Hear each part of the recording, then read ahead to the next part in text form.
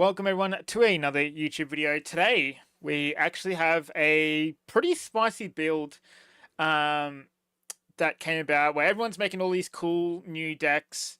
At the moment we've got agents and you've got blue eyes, but in amongst all those new cards and decks that we received, there is one spicy one, and that is this guy right here, Thunderclap Skywolf.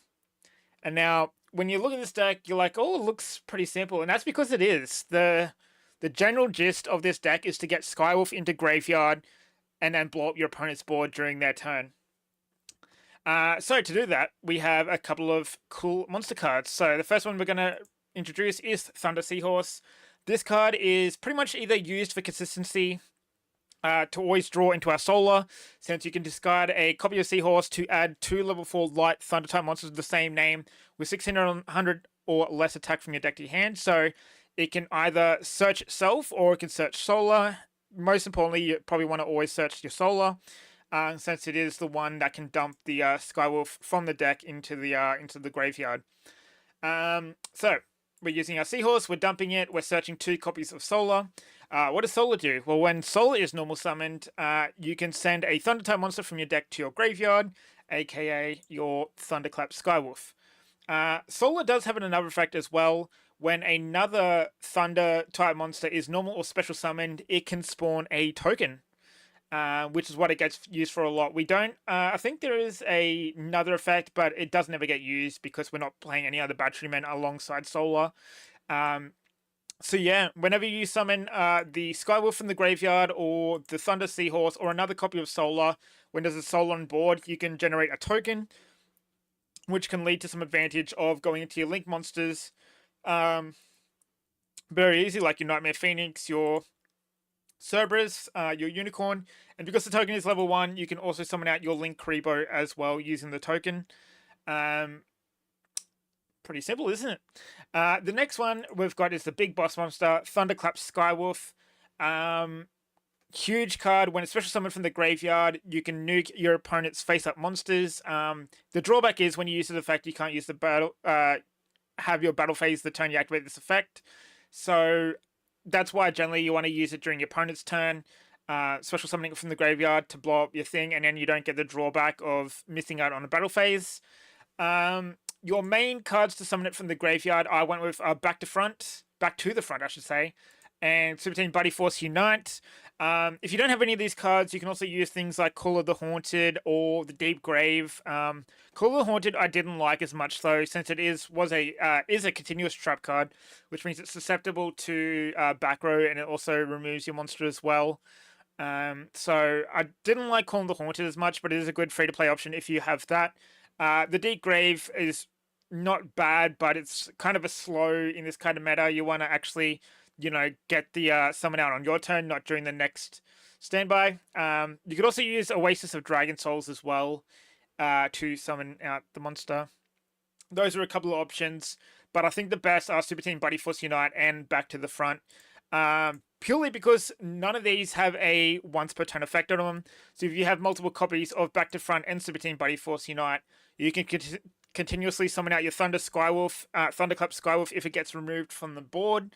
And because this guy doesn't have a once per turn effect as well, you can continuously nuke your opponent's board as well if it keeps on getting destroyed.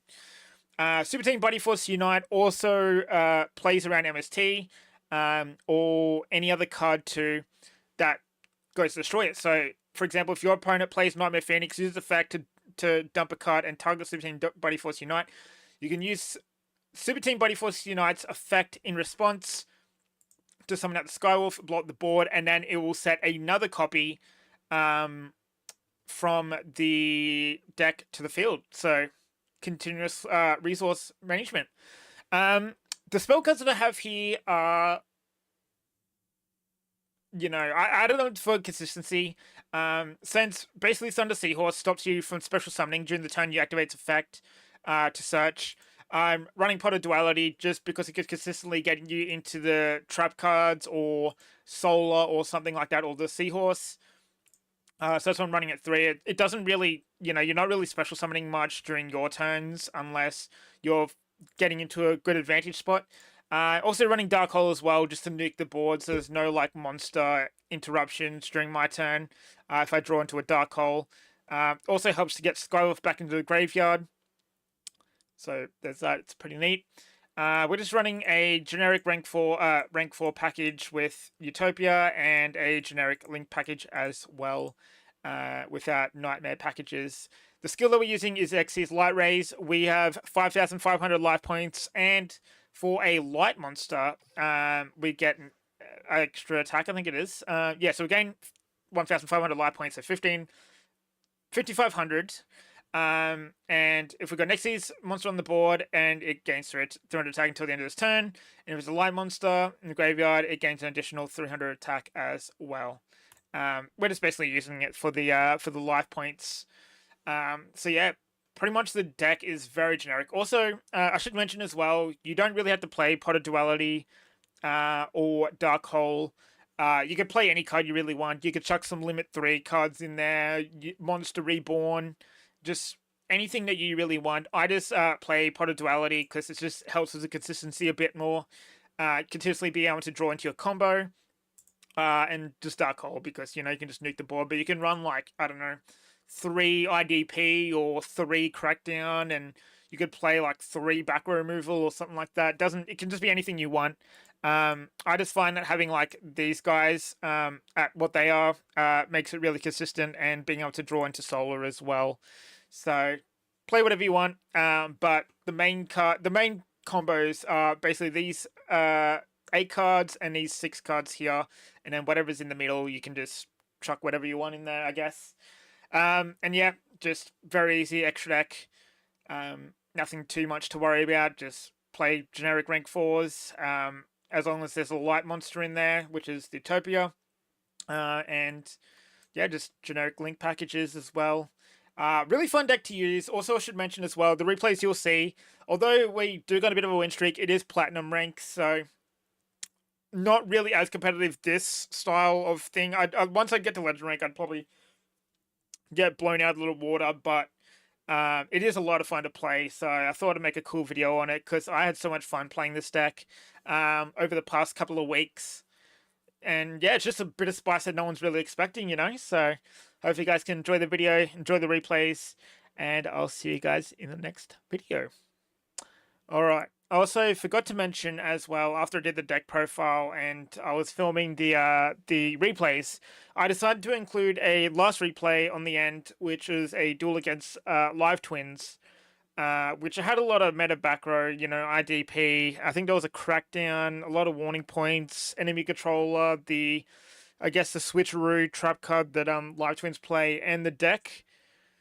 Although I lose in the end, I literally took the Live Twin deck to its limits, being able to play past a lot of disruption, you know, forcing them to literally only win via deck out, because if I got a couple of those, you know, blow up the boards or whatnot, I think I would have turned the duel around in my favor.